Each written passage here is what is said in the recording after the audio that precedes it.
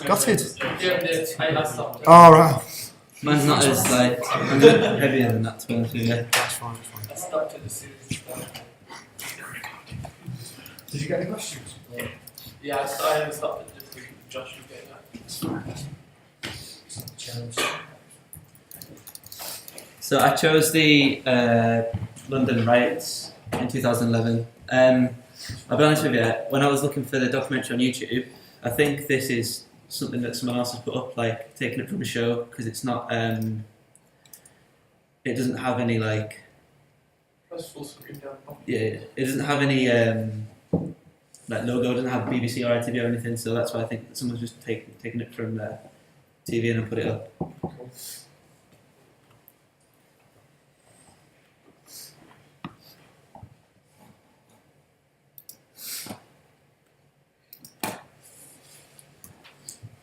So as it says in the documentary, it's some of the worst riots that I've seen in generations, and London boroughs and cities and towns and people's estates have been burnt down with arson and attacks and stuff like that. I'll show you like the start of the very start of it. No one apparently.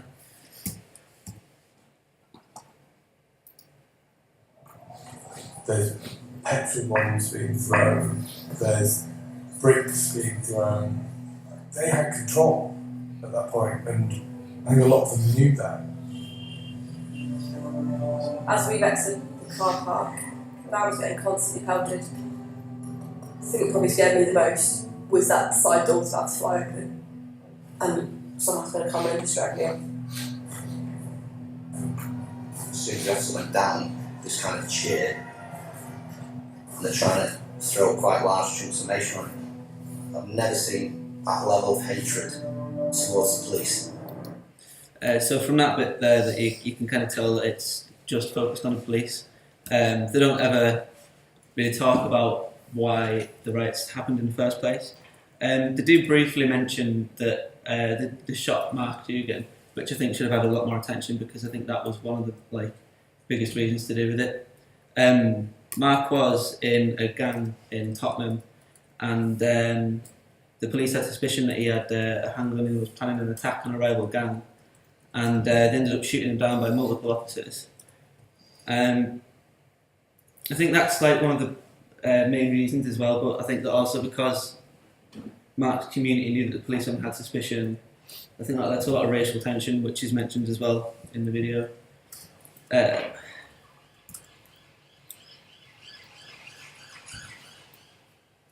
The documentary goes back to talking about again how the police were more under attack and the fact that they were so overrun by all these people.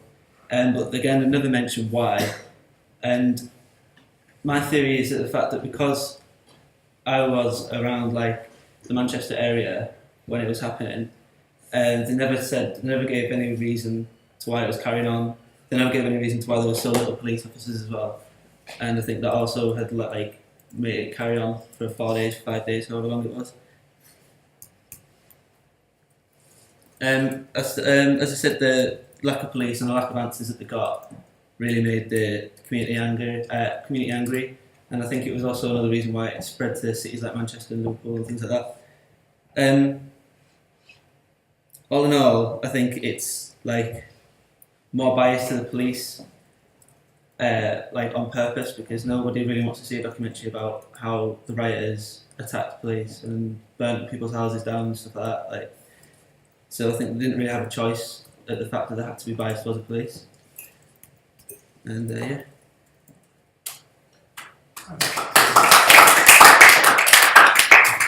Can you go back to the clip of the documentary, Josh, and just talk us through some of the things that they're doing in that to kind of create atmosphere?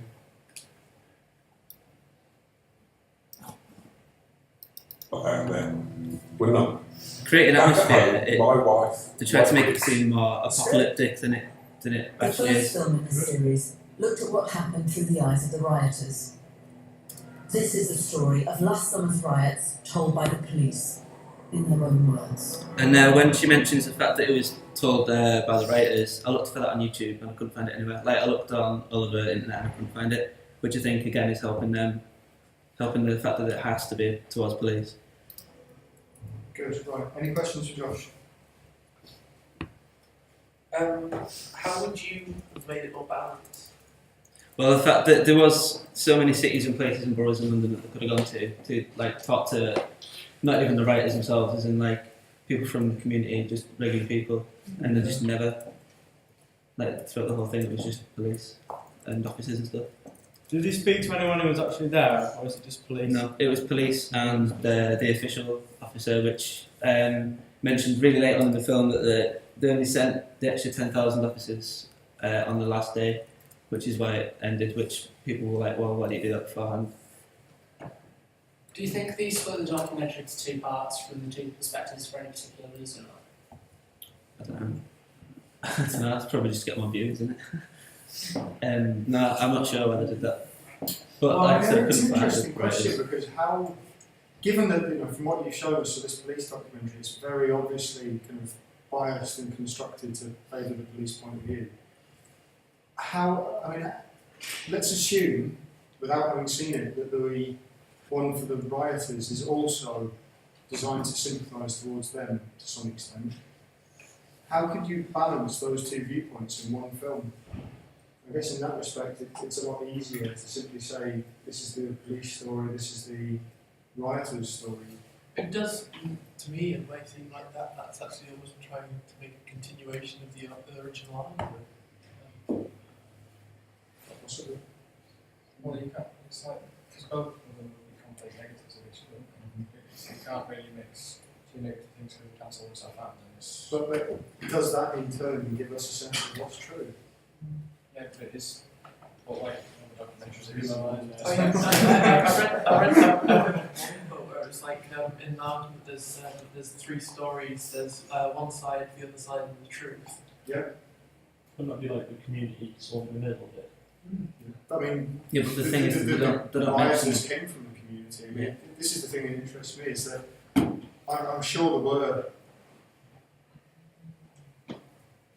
I mean, because the inspiring stuff of the riots was the communities coming out the next day to sweep up and board up windows and all the rest of it. But at the same time, it is their sons, daughters, brothers, sisters who were out kind of doing the smashing by night. And I guess that in turn raises the question of what is a community?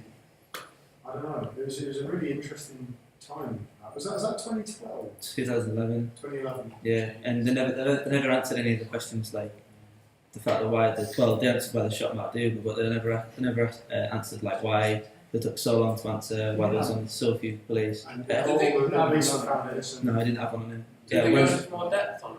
Or I only really went into the depth of Mark and the fact that when they shot him, he didn't actually have a gun on him, and it was an accidental killing, which there might be like Said a it was accident.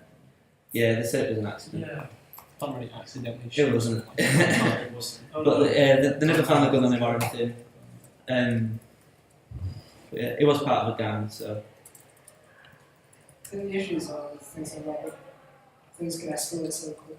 Yeah, exactly. Feedback to these terrible other people. I mean, those terrible- No one could pretend that this was like the race riots in the 1980s, though. I mean, I don't think, and this is just my opinion. You're very welcome to your own. I didn't get any sense of there being kind of social reasons for it. I think that some people were outraged at Mark Duggan shooting. Yeah, I think with good reason. I think a lot of I them think took a lot of- advantage of it. Yeah. I Just think a to lot of loot. people were just opportunists and shoplifters off the Yeah. back of that. Interesting. But then that's also says stuff about the gang community, though. Yeah, it was the gangs that started, wasn't it? And then Yeah, it was Mark's gang that started it, and then the two like Tottenham gangs put aside the differences, and they just attacked the police like full on with loads of other ones. And then Did it any went to police Manchester. officers die? Huh? Did any police officers die? I don't think so. But it did spread to like northwest and stuff as well. But there have been something, I can't remember the numbers off the top of my head, but in the last 20 years there have been something like 15,000 people killed by police officers working in the line of duty, and not one single police officer has ever been convicted of unlawful killing, despite the fact that most of those inquests have returned verdicts of accidental death. And there have got to be some questions raised about the role of the police and the trust that we have in the police. Because if we can't trust the police, then obviously there are issues there. And I mean, this applies, I think, at all levels of society. It's now been shown that the police constables who prevented Andrew Mitchell from cycling out Downing Street and the whole Bloodgate thing, you know, where he said that he called them fucking birds. They've now been proven to have lied about it, to have invented it, to have discredited him. And there have got to be some real issues in there, because if we can't trust the media, which the first 5 presentations have shown us that we can't, and we can't trust the police, and we can't trust the governments, it does leave some very, very big questions up there about who we can trust. And I mean, I don't think there's quick answers to that, but they are questions I think you need to kind of keep in your head. All right, thank you very much for that, Josh. Thank you.